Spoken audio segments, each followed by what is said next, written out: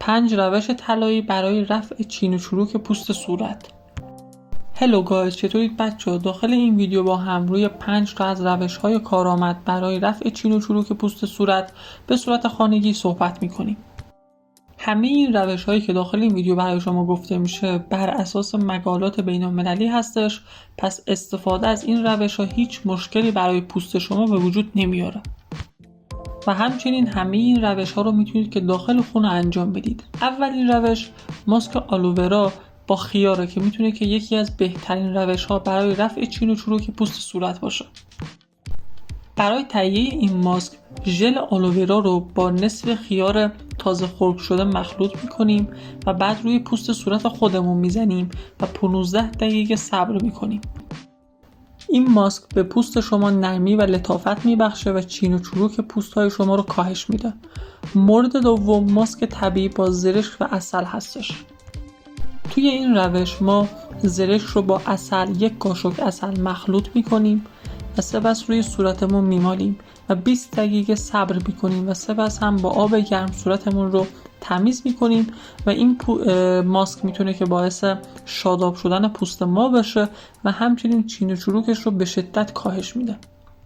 ماسک و روش سوم ماسک ژله‌ای پرتقال با عسل هستش که ما 1 قاشق عسل رو با کمی پرتقال خرد شده مخلوط میکنیم که حالت خمیری به خودش بگیره.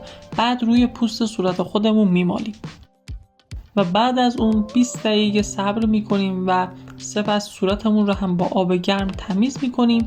این کار باعث میشه که چین و چروک های صورتمون کامل رفع بشه و تبدیل بشه به یک پوست کاملا لطیف و نرم.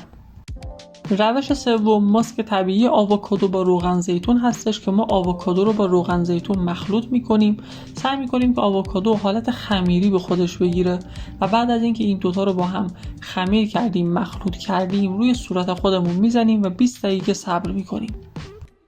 بعد از اون هم حتما پوستمون رو باید تمیز بکنیم با آب گرم و این ماسک باعث تغذیه و نرمی پوست میشه و به رفع چین و چروک پوست ما کمک میکنه.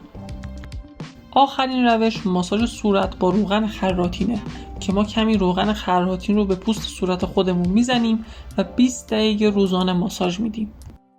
پس از 1 ماه کاملا چین و چروک پوست ما رفع میشه و باعث میشه که پوست لطیف و شادابی داشته باشیم. داخل ویدیو برای شما 5 تا روش آموزش داده شد که چطور بتونیم که ماسک صورت بسازیم که چین و چروک صورت ما کاملا برطرف بشه. حتما از این روش ها داخل خونتون استفاده بکنید. اگر که نظری داشتین برام کامنت بکنید و اگر که تا الان کانال من رو ساب نکردی حتما ساب بکن و ویدیوهام رو هم تا آخر نگاه کن. بدرود.